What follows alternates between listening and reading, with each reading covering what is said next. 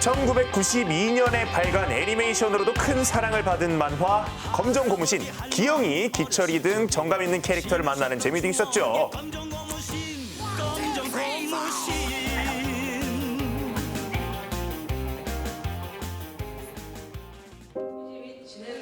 그러나 얼마 전 들려온 소식에 많은 분들이 놀라셨을 텐데요. 혼자서 싸우다가 아주 멀리 떠난 형에게 형이 전하고 싶었던 이야기에 조금만 더 관심을 가지고. 검정 고무신 이우영 작가에게는 무슨 일이 있었던 걸까요? 이제 추모전이 있을 거예요. 형을 추모하는 그림을 캐릭터들을 등장시켜가지고 이런 그림을 그리게 될 줄 뭐 상상도 못했고요. 마음이 아팠죠. 고 이우영 작가가 분쟁에 휘말리게 된 건 출판사와의 저작권 분배 때문이었습니다. 계약서를 보면 원저작권자로 등록된 사업자 이름을 확인할 수 있는데요. 주요 캐릭터 9개에 대해 사업자와 작가들이 지분을 나눠 가진 겁니다. 사업 권한도 사업자에게 있었는데요. 작가는 이 계약이 작품 자체를 양도한 것은 아니라고 합니다.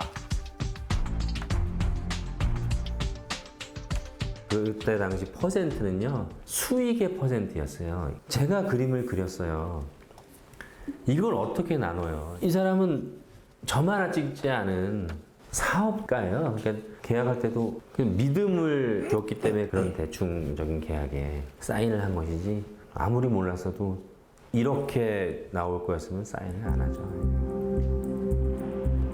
이에 대한 출판사 입장은 어떨까? 출판사를 찾아가 현 상황에 대한 이야기를 들어봤습니다.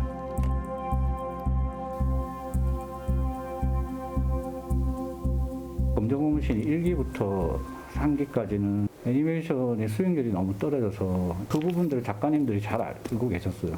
이분들이 저희한테 제안을 한 거죠. 그러니까 애니메이션을 좀 만들어 달라. 그래서 저희한테 그 애니메이션 투자를 해주면 그 지분 공유가 가능하다, 이런 제안이 있었고요. 출판사의 주장은 좀 달랐는데요. 작가의 요청에 의해 적자였던 애니메이션 사업에 투자를 했고 이 과정에서 작가 동의하에 사업권을 양도받았다는 겁니다.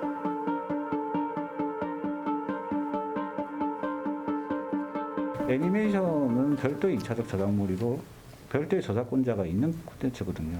그러니까 캐릭터에 대한 원저작권 당연히 원작자분이 가지고 있는데 그 원작권을 활용해서 애니메이션을 만들지 않습니까? 그럼 만들 때 애니메이션 스토리나 이런 것들은 그 애니메이션 감독이 별도로 만드는 부분들도 있고, 그 모든 걸 원작 그대로 만드는 건 아니거든요. 캐릭터 자체도 만화 캐릭터가 애니메이션화 되면서 그 캐릭터도 별도로 만든 거거든요. 그래서 2차적 저작물에 대해서 저희가 일일이 상품 나올 때마다 원작자의 동의나 고지가 필요한 사업은 아니거든요. 또한 이후 애니메이션 캐릭터를 사용한 관련 사업 내용을 작가에게 공유했으며 그에 대한 원작료도 매출의 3%씩 지급했다고 합니다.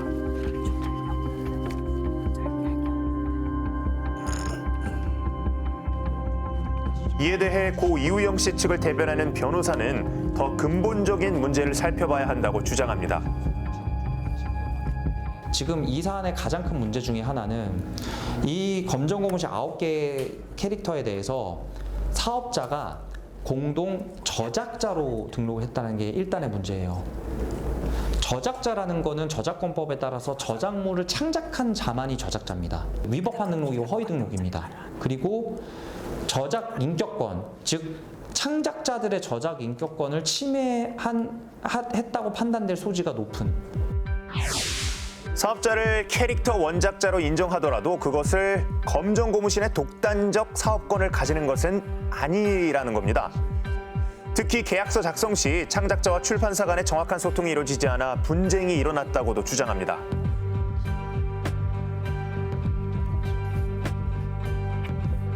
적어도 포괄양도 방식의 계약이 체결되려면 그거에 상응하는 정당하고 정확한 대가가 지급되고, 양도가 되었더라도 구체적으로 어떤 사업화를 벌이는지에 대한 설명을 계속해서 작가들한테 해주는 게 저작권자에 대한 존중이고 저작물에 대한 존중이고 예의라고 보는 거죠. 그리고 다시는 작가가 적어도 이 계약 용어가 무엇인지 몰라서 불공정한 계약은 체결하지 않도록 모든 문화 콘텐츠 분야의 사업자들이 노력을 갖다 하겠다. 그게 우선이다. 추억의 만화를 둘러싼 저작권 분쟁. 이제는 더 나은 창작 환경과 만화 산업 발전을 위해 출판사와 작가의 상생 방안을 고민할 때입니다. 네, 92년에 처음 출간된 검정고무신 다들 많이 알고 계실 텐데요. 네. 이 검정고무신의 갈등 쟁점이 결국은 저작권과 저작권자, 저작자로 작가와 출판사 대표가 함께 등록이 되면서 지분을 나눠 갖게 된 거다.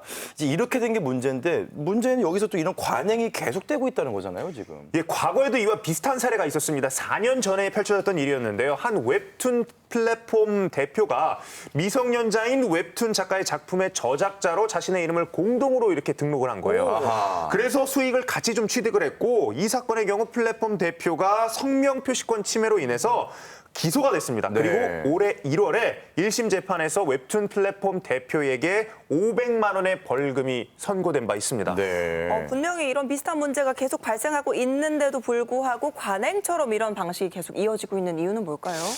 이게요. 왜냐하면 신인 작가 같은 경우에는 좀 많이 발생을 할 수밖에 없는 이유가 있어요. 왜냐하면 출판사 입장에서는요. 신인 작가의 작품을 공개한다고 했을 때 과연 이게 얼마나 히트를 치느냐, 또 그래서 얼마나 나에게 수익을 갖다 주느냐 장담할 수가 없는 상황이잖아요. 네. 그런 위험 부담을 안고 있기 때문인데 그래서 출판사에게는 출간 비용이나 또 관련 비용을 다 투자로 보는 거고 그래서 그 리스크를 고스란히 안게 되기 때문에 작품이 흥행했을 경우에는 작품 공개 과정에서 발생한 비용에 최소한 이윤이라도 남아야 되지 않느냐 이런 입장을 계속해서 주장하고 있는 겁니다. 네, 출판사 입장도 이해가 되는데 저작권자의 입장도 좀 다를 것 같아요. 특히나 신인 작가의 경우는 어떻게든지 본인들의 작품이 좀 알려지는 게 그렇죠. 급선무잖아요. 그렇다면은 이러한 어떤 제한이 이게 부당하다라고 생각돼도 거절하긴 쉽지 않겠어요.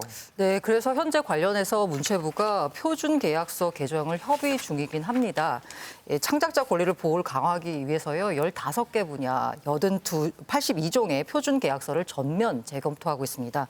창작에 관여하지 않은 제작자가 공동 저작자로 이름을 올릴 수 있는 내용을 수정을 하고요. 저작권 관련 불공정 계약 강제를 위한 저작권 법률 지원센터 구축에도 나섰습니다. 네. 그리고 지난달 29일에는요. 검정 고무신 사태 방지법으로 불리고 있는 문화산업의 공정한 유통 환경 조성에 관한 법률 제정안도 국회 문화체육관광위 전체 회의를 통과했습니다. 네. 네, 앞으로 이런 나쁜 관행이 좀 나아졌으면 사라졌으면 하는 마음을 가져보겠습니다. 자, 오늘도 생생한 현장 소개해 주신 김진웅 아나운서 그리고 고란 기자님 감사합니다. 감사합니다.